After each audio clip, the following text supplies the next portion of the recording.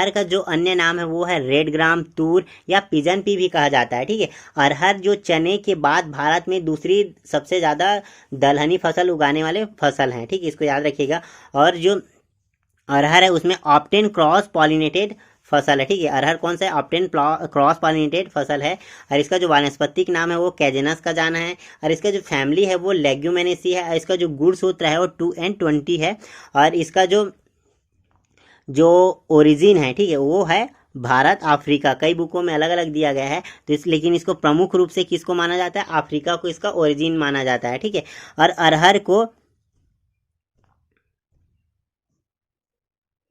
अरहर का जो वर्गीकरण है, ठीक है, इसको दो तरह से किया गया है।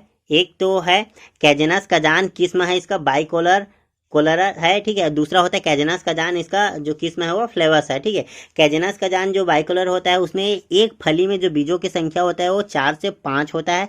ठीक है, और ये क्या होता है? देर से पकने वाली किस्म है और बहुवर्षीय है। ठीक है, और ये उत्तर भारत के उपयुक्त प्रजाति है, इसको याद रखिएगा।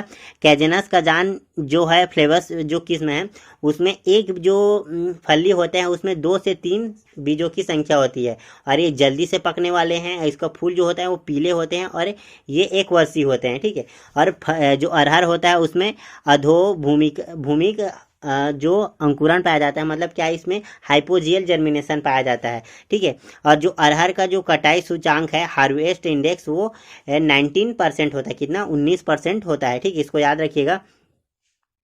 और अरहर के उपयुक्त तापमान का बात करें तो अरहर के लिए 25 से 32 डिग्री सेंटीग्रेड की आवश्यकता होती है। ठीक है, इसका तापमान कितना आवश्यकता होती है? तो 25 से 32 डिग्री सेंटीग्रेड तापमान की आवश्यकता होती है।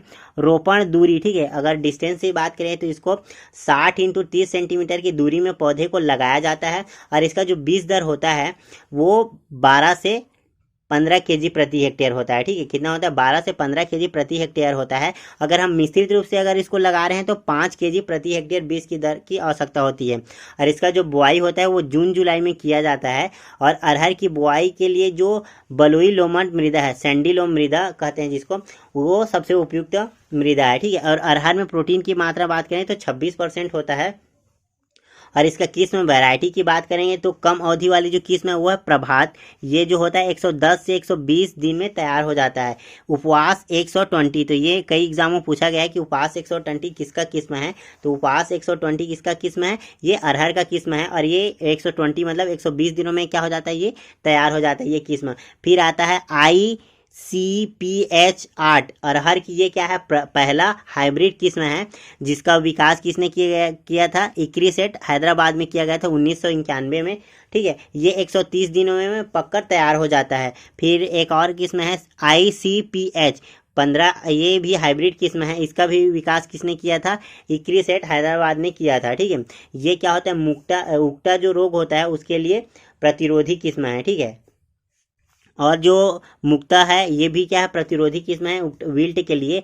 लक्ष्मी, शारदा, पूसा, गेती, नवंबर 141 ये भी प्रमुख किस्म है। और लंबी अवधि वाली जो फसल की लंबी अवधि अरहर के जो फसल किस्म है वो है NP 15, बहार 12-28, पूसा 9, ये भी प्रमुख किस्म है। ठीक है, फिर अरहर के बीजों की गहराई कितनी होती है? तो अरहर के बीजों का जब बोलते हैं तो वो 6 सेंटीमीटर तक इसका गहराई होना चाहिए। ठीक है, इसका का जो उपज होता है वो होता है 20 से 30 क्विंटल प्रति हेक्टेयर। ठीक है, इसका जो प्रमुख किस्म है वो फली भेदक पॉड बोरर है, इसको याद रखिएगा।